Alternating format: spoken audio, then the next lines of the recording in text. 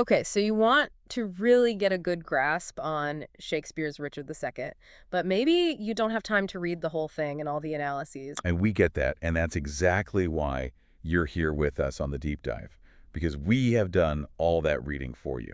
We've looked at tons of sources, all kinds of stuff like scene breakdowns, character analyses, even went back to the original Shakespearean text. That's right. And we're going to distill all that down into the absolute essential insights for you so you can really get it without having to do all that reading. Yeah, and today we're focusing specifically on Act Two of Richard II.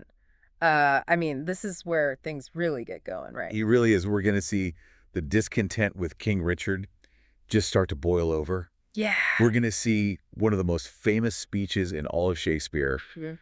John of Gaunt's deathbed speech. Oh, yeah. And we're going to see Henry Bolingbroke make his first moves to take power. Yeah, this act is really key to understanding the whole power shift that drives the rest of the play. Well- Okay, so let's jump right in to Act 2, Scene 1.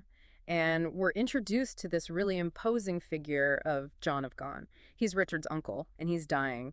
And he really wants to give the king some advice. Yeah, he's like a classic Shakespearean elder statesman, right? Yeah. He has all this wisdom and experience, and he sees it as his duty to offer, what he calls wholesome counsel to Richard, who he views as this unstayed youth. Yeah, and he knows he's dying, so there's this real sense of urgency, right? There is. He actually says that the tongues of dying men enforce attention, like deep harmony. Like their words just have this extra weight and truth to them because they're facing death. Right. It's kind of like when you hear someone give a really amazing speech right before they pass away. Exactly. It really makes you listen. So what is it that Gaunt is so eager to tell Richard? Well, he basically delivers this huge critique of Richard's leadership. I mean, he just lets him Yeah. have it. And he does it in this incredible metaphorical speech where he compares England to this magnificent island, this scepter isle, Wow. this precious stone set in the silver sea. He even calls it a demi-paradise. He's emphasizing how incredible England is. Its beauty, its strength, almost this sacred quality. Yeah, he's really setting up this contrast, isn't he, between this ideal vision of England and then the reality of what Richard is doing. Exactly. And then he goes on to condemn Richard for basically, renting England out to a tenement or pelting farm. Can you imagine someone taking a whole country and treating it like a rental property just to make some quick cash? That's crazy. I mean, it's like he's accusing Richard of just exploiting England for his own personal gain. He is. And he's saying that Richard is failing in his duty as king. He's not protecting England. He's not upholding its honor. And Gaunt doesn't hold back at all. He even predicts that Richard's reign is going to come crashing down. Yeah. He says that his rash, fierce blaze of riot cannot last. It's almost like a curse, isn't it? Yeah, it's like he's saying that Richard's recklessness is going to be his undoing. Wow. So how does Richard react to all of this? Does he take it to heart? Not at all. He basically laughs it off. Mm. He calls Gaunt a lunatic, lean-witted fool. Mm-hmm. And he's completely surrounded by these yes men who just tell him what he wants to hear, so there's no one to challenge him or tell him the truth. Yeah, like he's living in this bubble where he can't see what's really happening. Right. And to make matters even worse, as soon as Gaunt dies, Richard decides to do something really shocking. What's that? He decides to seize all of Gaunt's lands and possessions, Oh. to fund his wars in Ireland. And this is a huge deal because Gaunt's son, Henry Bolingbroke, is the rightful heir to all that stuff. Yeah. But Richard just ignores Bolingbroke's claim Yeah. and takes everything for himself. I mean, that's so unjust, and it really shows how much Richard thinks he's above the law. It does. He's basically saying that he can do whatever he wants. So now we have to talk about the Duke of York. He's there for all of this. He's another one of Richard's uncles. Yep. And he is in a tough spot Right. because he's loyal to the king, but he also sees that what Richard is doing is wrong. Yeah, and he's old, right? He's not exactly a warrior anymore. Right. At first, he tries to calm Gaunt down, maybe thinking that it's not worth it to fight with Richard. But then when Richard seizes Gaunt's estate, York starts to get really upset. He even questions Richard's right to the throne. He says, "How art thou a king, but by fair sequence and succession?" He's basically saying that Richard is only king because he inherited the title. So he's implying that maybe Richard doesn't deserve to be king. Right. He's starting to have doubts about Richard's legitimacy. Okay, so things are already really tense. And then in scene 2, we hear news of Bolingbroke's return. Yeah. And Shakespeare gives us this really great foreshadowing with the queen.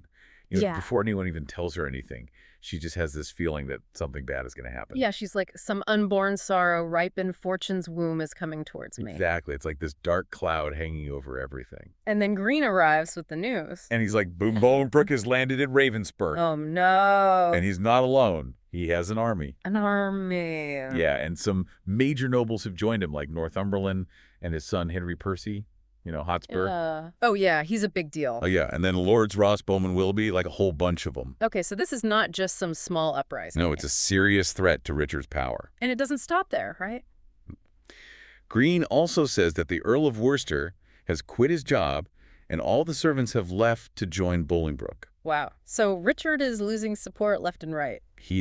Everyone's abandoning him. The Queen must be freaking out. She's devastated. She calls Bolingbroke my sorrow's dismal heir, like he's the embodiment of all her sadness. Yeah, and what about York? I mean, he's in charge while Richard is away. Poor York. He is just overwhelmed. He's old, and he doesn't have enough resources to fight Bolingbroke, and he's torn between his loyalty to Richard and his sense of justice. Yeah, he's really caught in the middle. He says, both are my kinsmen, the one is my sovereign, the other again is my kinsman whom the king hath wronged. So he's acknowledging that Richard has treated Bolingbroke unfairly. Yeah, but he still feels obligated to support the king. So what does he do? Well, he tries to prepare for war. He asks for money and tells his servants to gather armor. Okay, so he's not just going to sit back and do nothing. No, he's getting ready, but he's still not sure what the right thing to do is. And then we find out that Richard's advisors, Green and Bushy, decide to run away to Bristol Castle. Yep. And Bagot takes off to Ireland to tell Richard what's going on. Yeah, so Richard's inner circle is falling apart too. Totally. It's like everyone's jumping ship. Okay, so now we get to the big showdown in Scene 3, Bolingbroke and York finally meet. It's on, and Bolingbroke doesn't come alone. He has Northumberland and his army with him. Yeah, and Henry Percy shows up too, right? With even more news. Yep. He confirms that the Earl of Worcester is now on Bolingbroke's side, so they've got a lot of power behind them. Okay, so what does Bolingbroke say when York confronts him? I mean, he can't just admit that he's there to overthrow Richard. Of course not. He's very clever about it. He claims that he's only there to claim his inheritance. His father's lands and titles, which Richard unjustly took away from him. Ah, so he's playing the victim card? Exactly. He's making it seem like he's the one who's been wronged. Yeah. And he's just trying to get what's rightfully his. That's pretty smart. It is. And at first, York is furious. He accuses Bolingbroke of treason and rebellion, but then Bolingbroke starts talking about how unfairly he's been treated and how he's been denied his legal rights. Yeah, he says, attorneys are denied me.